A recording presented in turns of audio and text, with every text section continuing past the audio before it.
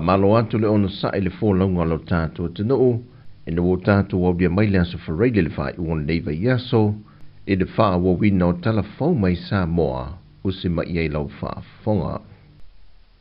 O lo talo le mamano le atu no ia iai se au ngā le so ta inga ma le wha le lenga ma moni I loto ma mafau fau o whana wa onga o kolisi ma ule lunga e lua le kolisi o le sangato Iosefo mamalu o fau le tāua le nofo whealo whane, a ve se winga mimita ma whaadia lia vale, pe ao o ina toa tele, mai luma o le vainga tangata lau tele le taunanga.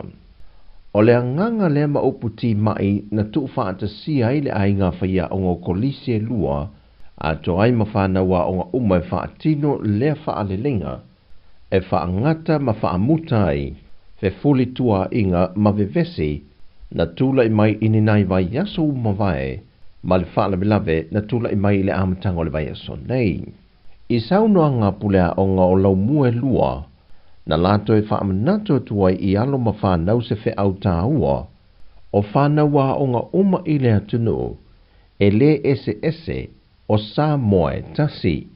Lua, e soifua uma mai so o se tamaititi sa moa, e to tonu o ainga kerisiano, peitai, wa le tasi ai ua tulasi, le tulai mai pe o ia vevesi, ma ua toe wha au popo mai Malesi a venga I lungo ngā ruenga tau awe whawhaia onga, e le ngata o lea o au ina te tonu potua onga, ai ole a awea fo I maleo leo, ole a tau muli e wa aia I lato I teimi umalava, ma wha umi atuai o lato I tu lawhai ngā ruenga, e le leo ina ma le wa aia I lato, talu wa ngalo ia I lantou, mea tā ue tasi ai I lantou uma.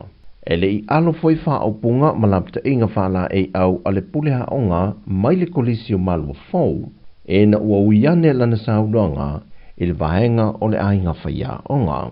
Ro te talo foi mo sa ua whaia onga. Ma o sa whaiva alo kilima, aua nei whatalonga I vai, te langwana whaia onga merna. O ta whaiva I tapoia, o ta whaiva I talkia, langa o le whaalonga au, e iai whaia onga, e tua o mea nei, tau pionga le ripule, e au te manatu, e le, mili ina pe keu ma fale, pe wha mili ina wha upu, e sala lau, a o lesi lea mea o lona, e a o lava o nā whea I se whamutalanga a o iai se manoa. I au te leiloa I ai pe whamaoni nā sala. O iai se whaiaonga o I tua o nei mea uma. Aua nei ngalo. E sāpua ia, e sālo sia o tā whaiva whaiaonga. Wa yele taltonunga ma taltonga pulenga a kolisi e lua, ia leto e wa ia ni bevesi vawa onga nei e lua, I le anga ia tuile lumanai. E le toe tuloina o le fionga le minista o ta longa ma alanga o mol fianga o tangata, le fionga lau matia manu Ringo Purcell, pa o fea ua o yeila na tusi le na tusi atua le komite o pulea onga uma kolisi le atunu, Ina ia toi ilo le whaai unga whātau sanga o le whaasalanga, le na tu inatu I le kolisi o sangato Iosefo, e le mawhai o na toi a waini ta amilu sanga la kapi. O le tau sanga le fionga le minista, ina ia awani I wāu ia le lumanai o tā leni ma mea alofa ta alonga, o lo I alo ma whanau o le kolisi. O tā leni ia e te tau o nā tinae, ai le ave e sea e se whaasalanga tāla whiangai, e tu inatu I te meiti po whanau, e lato te whaatupuina vevesi. O le te menei ere I o mai se tali tustusia, a le sa o mai le presidente pulea o. Ia o le whatanu ina le vaena, taua le nangona nai ai le asosi le o pulea o. Ina I o atu le pule o le a o ngā sangato Iosef. Ia I se whanatanga o rata mai. Ia on whata oto mai le o le atoanga o le whasalanga. E mai se lana kapi o le awheneti e le aise se whasalanga o avea mo sangato Iosef o le ua.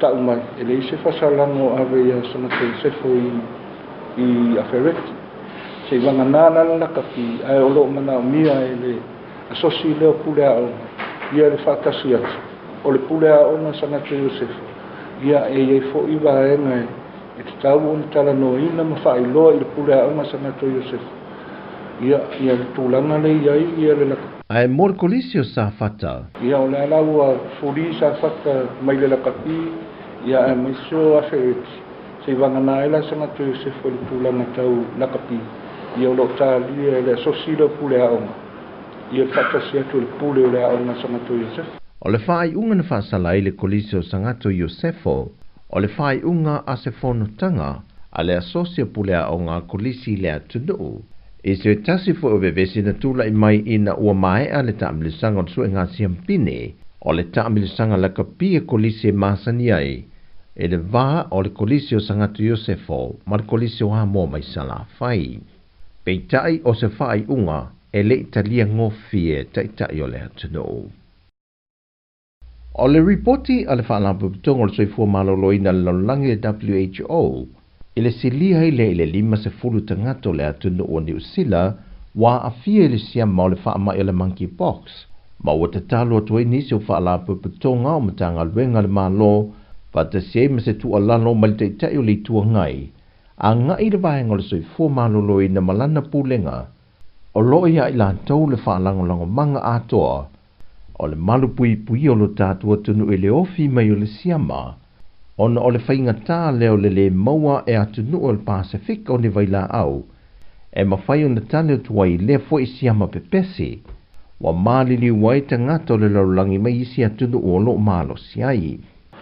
Ia malosi ia sota I ngai whai vai fafo malo e mai awa e mantua fo e muri mai a sa moa e muanga isi a kungu ala na winga fo e afia umai a le to tele otu le la awi mai e muri mai sa moa a ka fo ilanga anga sota e fata oto a fai o le fa maungia mai malmela mo miai ele le poti mai le World Health.